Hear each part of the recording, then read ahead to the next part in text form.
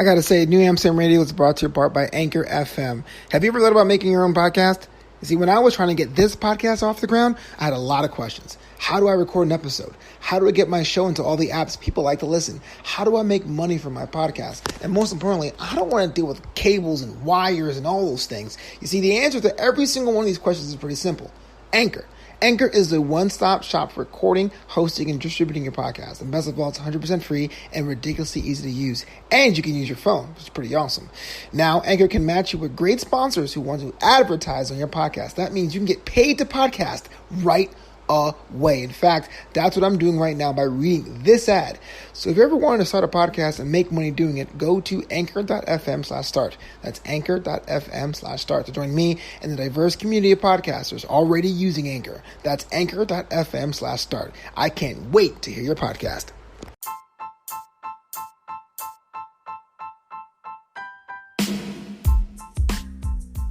Welcome back to New Amsterdam Radio, the podcast for creatives. It's Flobo, Boyce, the mayor of the city of Amsterdam, and I just want to check in with everyone as we head into the holiday season. You know, if you guys are working on a winter project, let me know. Follow the show at New Amsterdam, that's KNEW Amsterdam on Instagram, and at New_Amsterdam on Twitter.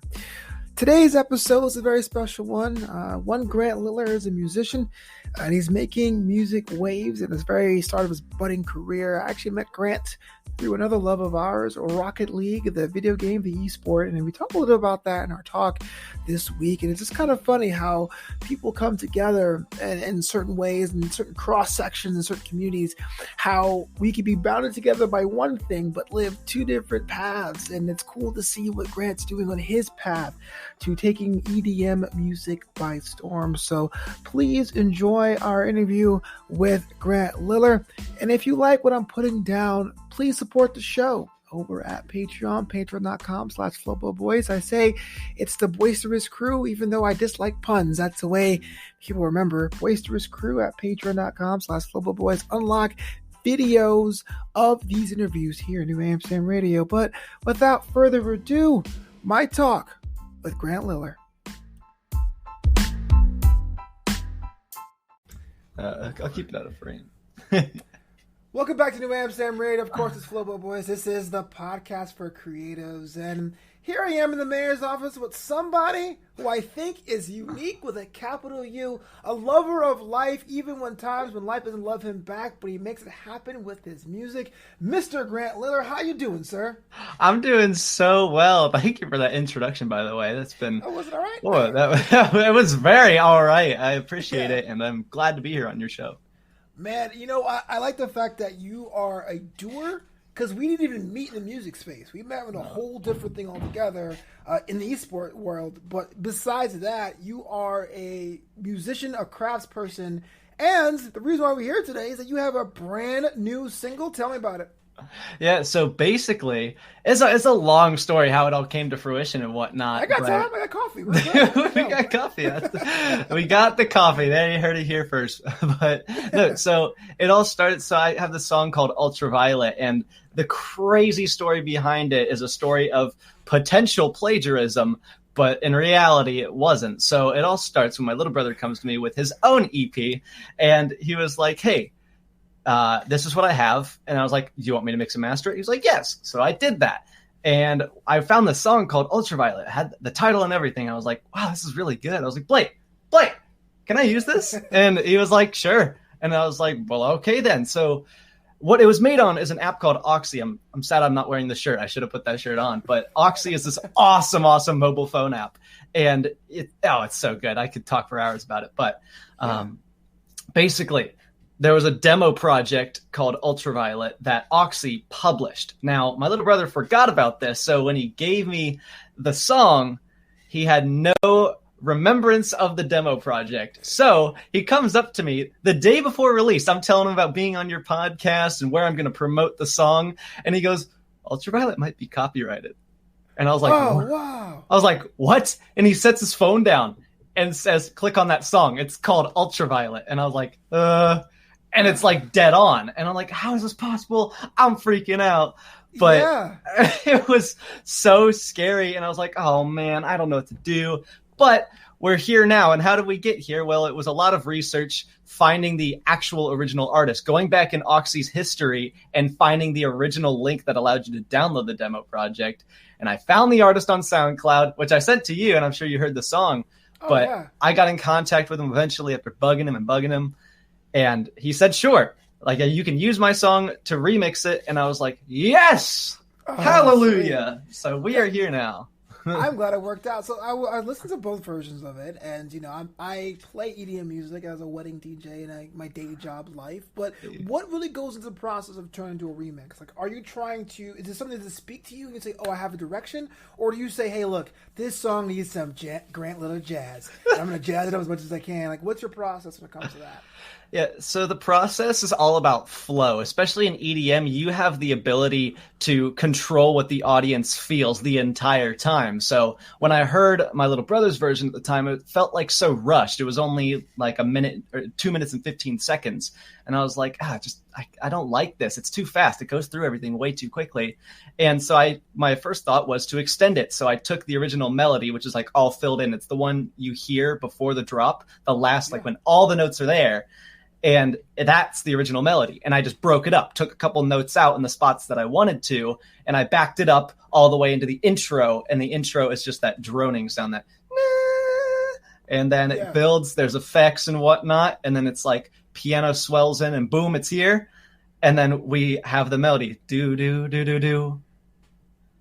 Do, do, do, do, do, do, do. And then for the rest of the time, we build upon that. And that's basically how we extend it. And then I just did a couple other things, took some things out, and then slapped it into Ableton where I added some more stuff. And eventually you get a song after all of that. You say it's so fluid. I've tried doing music. I'm like, I'll just pay someone. I can't. I drop whack rhymes. I can't do whack beats too. But so you're saying you're from a family of musicians? Is that true? Is that fair to say? Yeah. And how was that like instilled as a kid? Did you are you classically trained? Did you go to piano lessons, or was it kind of like, look, Ma, you don't know me. I love guitar now. Like how did you get into music as a younger kid? Yeah, so my mom played violin when she was younger. My dad played guitar, although he refuses to admit it. He's also a great singer, also refuses to admit that, but he'll do it around the house. Dads have the opposite problem, usually. Usually they can't sing, and they try to say that they can. But yeah, right. But my mom also sings. She actually, I believe it's 20 years now that she's sung for our church. So round of applause to her there. But yeah, so my older brother got into production like a few years ago, maybe 5 now. Time flies. So he got into production, and it's like why I have most of my equipment, like this keyboard down here, which I think I can just pan down and show. This launch key, this MIDI controller, that's from him. He was just like, hey, you want this? And I was like, sure. So I hopped into production. Are you a Yamaha guy? Is it a Casio? I'm just curious. So it's Novation. But I do have a Yamaha piano over there. Room tour. So behind me, you have a drum set over there. That was my graduation gift right there.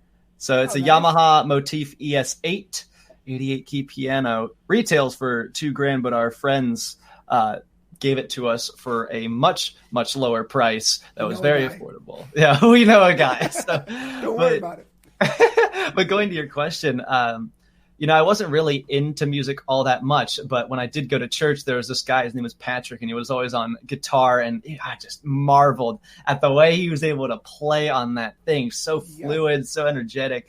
And I was like, I want to learn guitar. So I tried, and I took lessons from him, actually, and that was just like, oh my gosh, my idol. But it was just something that kind of fell off because I wasn't enjoying guitar. But, I'm not classically trained in any instrument. I know how. I just figure things out as I go. I did join percussion in my 7th year of high school, my goodness, 7th grade. What? Yeah, 7th. So yeah, I was held back 3 times. No, I had no idea. Try something else. So the segue here is it starts in 6th grade. I was looking up to my best friends at the time. They're triplets, funny enough. And that'll also get funnier as we keep going. But I wanted to be in band class with them. So I joined the next year. I made that commitment to myself and ended up getting into percussion. Then that sparked a 5-year journey of just drums, and there's drums there, there's drum pads back there, and many sticks that you can't see, but they are there, I can confirm. So when I get into high school, around my sophomore year, I joined drumline, and I meet these twins. That's why triplets is funny, because I went from triplets to twins, and now we're going to go to quads. I don't know, but yeah, right. So sophomore year, joined drumline. And I went from there was an 8-person snare line, and I played snare. So I was on the outside, which basically means I was one of the worst. But by the winter season, this was my first season, by the winter time, as it came 4 months later, I was top 4, and I was on the winter line. So that was just that's one of my proudest accomplishments, just doing that. So, my parents, I actually, funny enough, wanted to quit after my freshman year. I was like, this is way too much work. I can't handle this, but I stuck with it. And that's where my parents' influence come in, like you were asking. They're like, no, just stick with it, see how you like it. Ended up doing it all 4 years, and that's just kind of how that happened, how I got into music.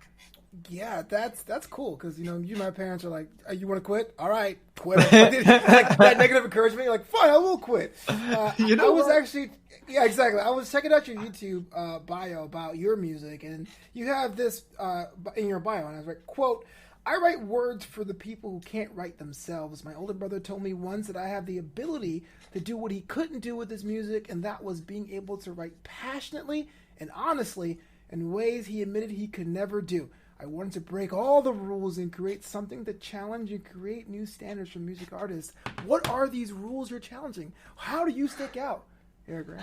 I'm so glad you brought up that whole story, because, like I said, he gave me this MIDI controller and a couple other things. But, it's a very good question. What do I want to do in terms of breaking the rules? Well, first of all, it's the pop chord progression, the 1-6-4-5. I'm not going to go into music theory. If you know, you know. But the 1-6-4-5, the infamous 4 chords that are in all pop songs. Now, unfortunately, my first release ended up being one of those progressions using some order of those 4 chords. I don't remember off the top of my head, but I was like, no. But it sounds good, and that's what makes a lot of pop music. So kind of failing there. But then the other thing is, just what am I doing in production in terms of effects, reverb? The thing I wanted to do in my first release was, make it spacey. And now it is a rookie mistake to use so much reverb and kind of drench out your stereo field.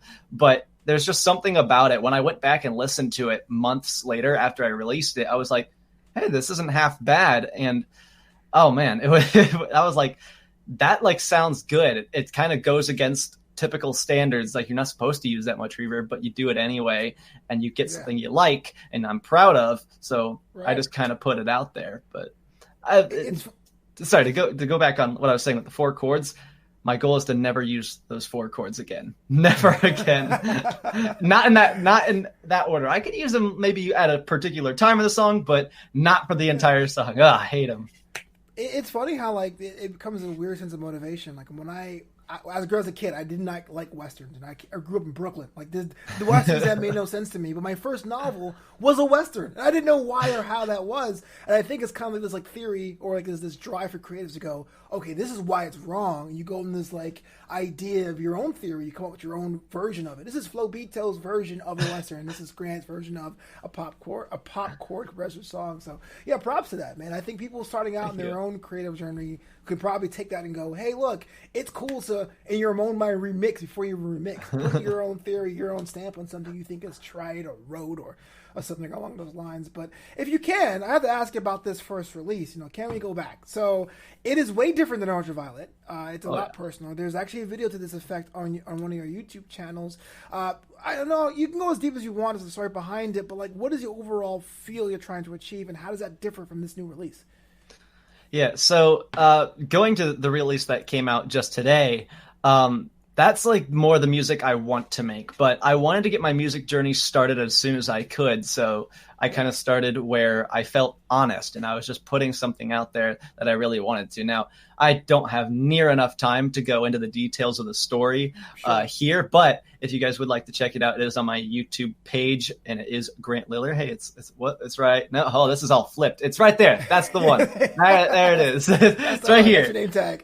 Yeah. So if you look that up on YouTube, you can find the breakdown session. There's a timestamp in the beginning and the table of contents. You can go check out the story. But the emotion I wanted to convey is just like it's okay, really, to feel the way that you feel. A lot of people are kind of isolated, and I've dealt with depression a lot in the past, and I would just isolate myself in my room. It's because I just don't want to talk to people anymore. I need so much time to myself, but that gets really lonely. But one of the artists, especially, that really helped me through that time is an artist by the name of Jacob Collier. And his music is, oh my gosh, out of this world, literally. Like I can't even explain it. You just have to go listen. But it was so comforting to me. And there's a song called Moon River. And because of the time period that I listened to Moon River, those were the memories attached. And it was actually during the time I was going through the story of Can We Go Back? And it was just, I wanted to somehow evoke emotion. And the challenge that comes with that is like, I know the story, and it's up to me to tell that story through the song. I know why I'm crying tears when I listen to the song, but I need to tell the audience how, like, what's the story? Why should you feel the way that I'm trying to get you to feel? And I actually got a DM from somebody in Discord listening to my song, and oh my gosh, I got to read it, obviously anonymously, but it was the greatest thing I've ever heard in my short little career here.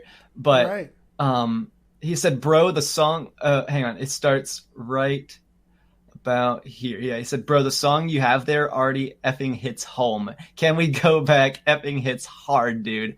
I said, thanks so much. He said, yeah, I listened and instantly thought of my brother. And his brother actually passed away 4 years ago.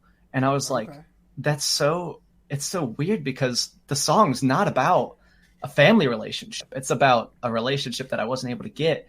But I was so proud in that moment that my song was so neutral, but also specific at the same time, where somebody could relate to it on a totally different subject matter.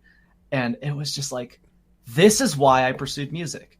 It's the very beginning. I told myself that music can change people. It can affect people. It can connect people like nothing else in this world can. And that's why I started. And to hear that from somebody, man, it does crazy things. I don't know. Must warm the heart. There's a lot of things you can evoke from that song, Can We Go Back? And if you haven't heard the song, I suggest you guys check it out, or on YouTube or wherever you stream your music. But the reason why I want to bring up that song is about this triggering term, possibly the word emotional. In that video about that song release, you say, quote, you can't label a song as emotional, and the reason for that is the listener makes their own story for it. And quote, I don't know, man. People like saying things like emo. People like saying emotional music. I don't know. Why is that an ignorant term? Or to use that in that way? Yeah, so it's actually one of my friends brought that up, and I was like, he's got a point. You see a lot of YouTube tutorial videos that are like how to make emotional music, and it's just like, that's so... No, you can't just make emotional music. It's all about how the listener perceives your message and what time in their life they listen to it. It's the same reason you could go back and listen to a song in a dark time in your life, and then all the memories come back. Or maybe it's a happy time, the summertime. You're like, oh man, that song comes on the radio, and you're like, this is from the summer, dude. You remember that? Yeah, I remember that. But when you talk emotional, typically what they mean is sad. Now, I guess you could say how to make a sad song, and you could just make it like real quiet, soft on the piano, maybe a major key or a minor key, but then like that's a whole nother story. But I don't think you can just say, hey, this is emotional, and why it's emotional to me is going to be the same reason it's emotional to you. And like I talked about earlier, the same reason you shed a tear may not be the same reason somebody else sheds a tear, as shown by the DM that I received. So that's my thought on it. That's on point. Great, let me ask you a question, man. What do you do for fun? I mean, you seem like you're this genius on the top of this mountain thinking of ways to change the music game, but what do you do to decompress, to unwind? Do you get a massage? Are you a massage guy? Long walk to the beach? What's your thing? Yeah, I mean, I do get massages, but that's like once a month. No, in my free time, Mostly I'm sitting here. I'm always in my room, and whether I'm bouncing back between music or not, like I have, like I said, a drum set. This is flipped again. We're going to get used to it one day. Drums, piano over there, my studio here. But in my free time, it's mostly casting with you sometimes, and Rocket League. For those who don't know, we're both esports broadcasters, and that's how we ended up meeting. So that's most of my free time is sitting here doing that. But I do like to get out of the house and go hang out with friends, and whatever that means. As long as I'm out of my house, I'm okay with it, especially in this time with coronavirus and everything. But yeah. I would say Rocket League saved my life. I'm a huge fan of the game. I'm an advocate for the game. I'll put anyone on there. I don't like to use the big D word because it wasn't clinically diagnosed, but there's a dark period of my life, and Rocket League saved me out of that because for 5 minutes you can't think about anything else but your car and why I suck and why can't I get good and how come I'm not platinum after 2 years of having a game. I'm not triggered. You are. But you made a team. You made a team. I did. I actually made a team as a reserve that. Basically, I crapped the bed the last 3 games of my series. Okay, anyway, moving on. You're very young. I mean, you're younger than me, and without disclosing ages and all that, not that it matters. But I think music is your path, if I can be so bold. Why is music the path over everything else, it seems, at least from this outside perspective? Yeah, that's a good question. So back in my junior year of high school, I was debating between going into chiropractics or music. And I remember specifically when I would go to music and sound production class, that would always be a thought in my mind. Like every time before I was about to enter the door, and like I was just chiropractics or music. And it comes down, my junior year, I was taking music theory with those twins that I mentioned before. We did everything together. That's how we got into production. We started on our phones on Oxy, and we just kind of went from there. But my senior year, after they graduated, I was walking down the hall. This is kind of the time that I was going through that dark period around, winter of last year, 2019. And there was a song that I made. It was just instrumental, but it had like a vocal melody, and I wrote out lyrics. So I had that in my head. And every time I heard the melody, I was just like, this is what's being said. And because of what that meant to me, and at the time, it's a song called If I Left, and I probably will release it. But there's a part when all the music is going, all the instruments are here, and everything just drops out to a guitar that's just kind of going back and forth between new notes or 2 notes and keeps going. And I was on my way to English class. This was like the first time I listened to it all the way through. And when that part hit, I was like, oh my gosh, like I got chills, dude. It was crazy. Yeah. And I started crying before English class. Like I walked to my seat. People thought like I was probably just like someone. I really love Shakespeare. I really But that was the moment I decided that music is just so much more powerful than anything else. It can do things that nothing else can. And that's why I was like, at that moment, it's music, and that's where I'm going. Are you a session musician? Do you vision yourself being in front of crowds and getting that grant? Or are you kind of like a intimate club venue guy? You're just in your studio? Like, how do you see your career blossoming? I think I am kind of that session guy, going out to, perform on big stages. That's kind of a goal of mine, but, it's obviously very far away. That's years in the future. It takes a while to get there, but I would love to perform on a stage someday. But, when you talk about, maybe club DJing, that's something I can do, kind of being social in a smaller environment. And then when I'm in my studio at home, it's like I don't really like to be alone in the studio. I like to bring in friends, people who are also musically gifted and talented, other producers, and I like to get them here instead of always being here by myself. If I can get people into my house or I can get out of my house, those are the 2 top priorities. Like I said, because it's coronavirus, we're sick of quarantine. So right. Do you have a dream venue? Like, I see myself on stage here. Yeah. What's it called? EDC Las Vegas. That is a huge goal of mine. The big, hairy, audacious goal, though, is Tomorrowland, but that's on another continent. So yeah, we'll just, yeah. So we'll stick to the United States. EDC is a huge goal. I was in Vegas the weekend of EDC. I was grumpy. Like, why are hotels so expensive? But there were just so many people out there and so many neons and so many costumes. I was just blown away. I feel like such an old man. I was like, these kids and their wings. Okay, so we actually reached out to our network to submit questions for you, and I have one here where I thought was pretty awesome because you are in the beginning stages of your epic journey. It says, you, Grant, as someone who self-published their music, any tips for those who are considering releasing their own? Yeah, I would just say go for it, really. That's the main thing, is anything you want to do, just do it. It's why, I mean, I'm not wearing Nike. There's no Puma here. I don't know what you're talking about, but their slogan is just do it. You can't even sell outright, Grant. No. I can't. I'm sorry. But yeah, just do it. The distributor I use is DistroKid, and you've probably heard that a million times, but it really is the best. You earn 100% of your royalties, but I say just do it. But before you release it, make sure it's as close to your definition of perfect as possible, and you will never experience disappointment. Obviously compare your track to pop songs or what other similar genres and how they're mixed and mastered. Look up tutorials and whatnot, get it real ready and stuff. Compare it, but don't be like, oh, it's so much better than mine. I don't want to post it. I'll just get it out there, whatever. Oh, it's not performing well. What's up with that? Well, put some time into it. It takes a long time to get those processes started and going and finished. So that's really my tips. And our last one here is, what is your guilty pleasure music artist? Guilty pleasure as a music artist. Oh my gosh. That is See, I've never ever thought about guilty pleasures before. Never. I don't know. Mine is French Montana. Because I love his music, but I can't defend him in any kind of rap battle. I can't be like, oh, he's sick, bro. It's like, yeah, I think. Okay, so I mean, in terms of music, I guess like some artists that I listen to that are kind of like unconventional to my music tastes. I thought Juice WRLD was pretty talented. Post Malone as well. I don't really listen to them all that often, but I do appreciate the stuff that they're doing for the industry.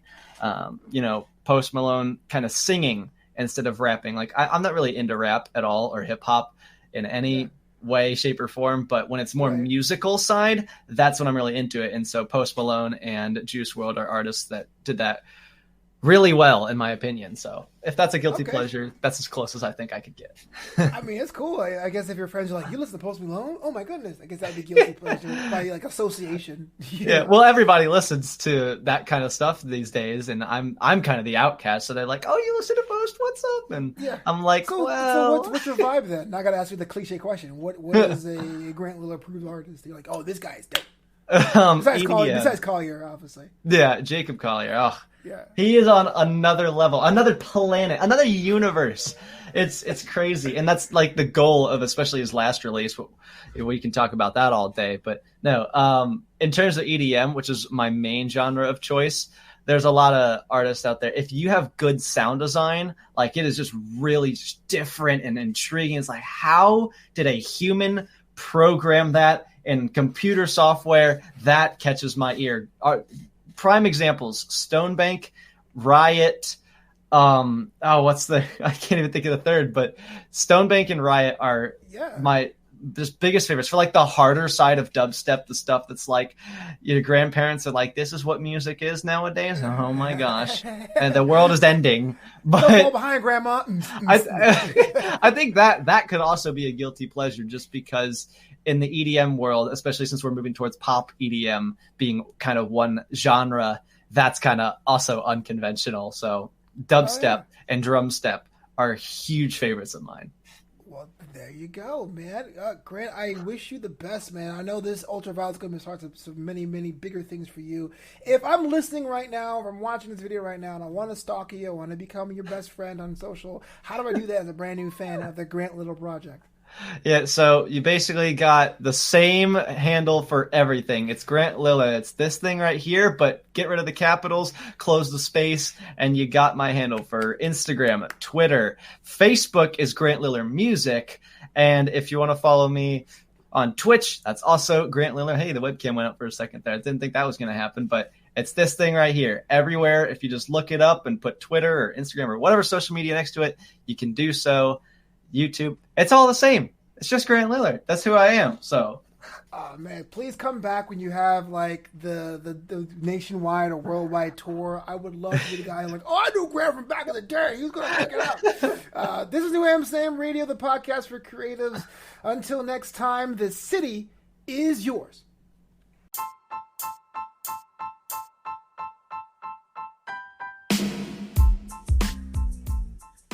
People always ask me, why do I use this framework? Why do we say New Amsterdam is a city for creatives?